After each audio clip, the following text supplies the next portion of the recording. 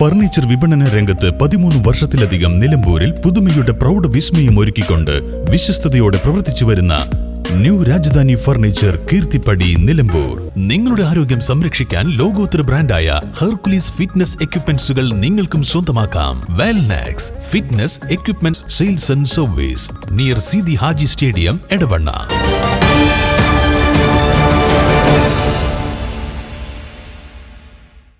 എരഞ്ഞിമങ്ങാട് പോയിലായി നിവാസികളുടെ ചിരകാല സ്വപ്നം യാഥാർത്ഥ്യമായി. ഉത്സവാന്തരീക്ഷത്തിൽ റോഡ് ഗതാഗതത്തിന് തുറന്നുകൊടുത്ത് MLA. എരഞ്ഞിമങ്ങാട് പോയിലിയായിലെ 45ഓളം കുടുംബങ്ങൾക്കാണ് ഈ റോഡ് പ്രയോജനപ്പെടുക.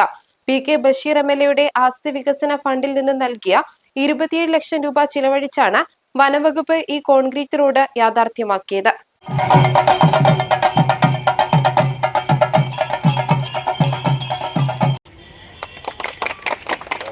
540 മീറ്റർ നീളത്തിൽ 4.2 മീറ്റർ വീതിയിലാണ് റോഡ് നിർമ്മിച്ചത്. പതിറ്റാണ്ടുകളായി തദ്ദേശവാസികൾ ഈ റോഡിനായി ശ്രമം തുടങ്ങിയിരുന്നു. PK ബഷീർ, വനം ചീഫ് ഫോറസ്റ്റ് കൺസർവേറ്റർ, DFO എന്നിവരുമായി നടത്തിയ ചർച്ചയിൽ വനംവകുപ്പ് പച്ചക്കൊടി കാണിച്ചതോടെയാണ് MLA ഫണ്ടിൽ നിന്നും 27 ലക്ഷം അനുവദിച്ചത്.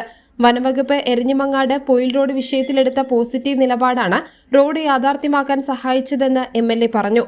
ഒരു ദിവസം നിലമ്പൂർ ഫോറസ്റ്റ് DFOനെ ഞാനും ഷൗക്കത്തും ഒക്കെ അടക്കമുള്ള ഇവിടുത്തെ ആരിസ് അടക്കമുള്ള, പിന്നെ അതുപോലെ തന്നെ നമ്മുടെ ഇവിടുത്തെ മറ്റ് ക്ലബിൻ്റെ അംഗങ്ങളൊക്കെ ഒന്ന് DFOനെ കാണാൻ പോയി.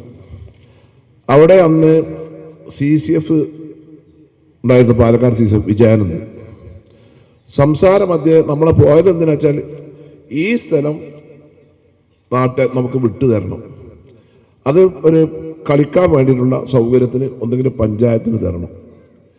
അങ്ങനെ ആ കാര്യം സംസാരം അങ്ങനെ നടന്നുകൊണ്ടിരിക്കുന്നു.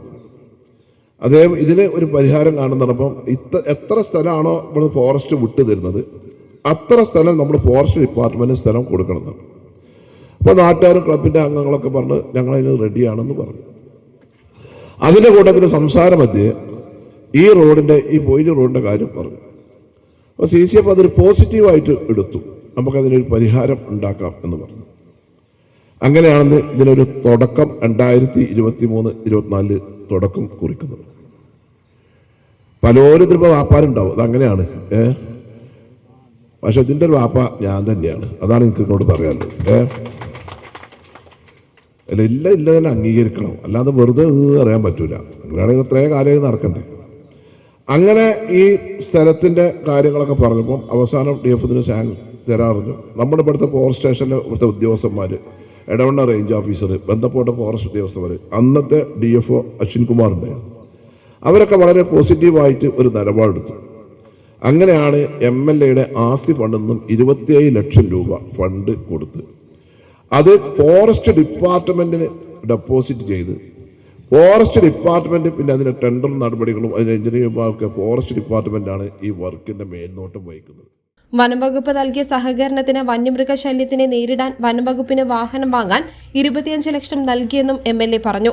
എരഞ്ഞിമങ്ങാട് മൈതാനത്തിന്റെ സ്ഥലവും ഉടൻ തന്നെ വനംവകുപ്പിൽ നിന്നും ലഭിക്കും. ഇതിനായി ആദ്യം സ്ഥലം കണ്ടെത്തിയിരുന്നു. എന്നാൽ NOC കിട്ടാത്ത സാഹചര്യമുണ്ടായി. ഇതേ തുടർന്ന് നാട്ടുകാർ സ്വരൂപിച്ച 17 ലക്ഷം മുടക്കി സ്ഥലം വാങ്ങിയിട്ടുണ്ട്. ഇതിന്റെ NOC വേഗത്തിലാക്കാൻ വനംവകുപ്പ് നടപടി സ്വീകരിച്ചു വരുന്നതായും MLA പറഞ്ഞു. ചാലിയാർ ഗ്രാമപഞ്ചായത്ത് പ്രസിഡന്റ് അനുശ്രീ സുരേഷ് അധ്യക്ഷത വഹിച്ചു.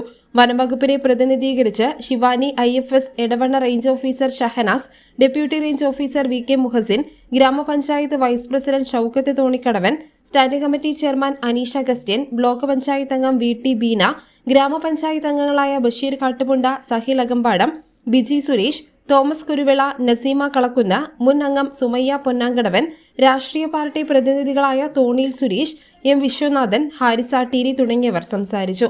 പ്രദേശവാസികൾ റോഡ് യാഥാർത്ഥ്യമാക്കിയ MLAയ്ക്കും വനംവകുപ്പ് ഉദ്യോഗസ്ഥർക്കും ഉപഹാരങ്ങൾ നൽകി തങ്ങളുടെ സന്തോഷം പങ്കിട്ടു. News bureau, Nilambur.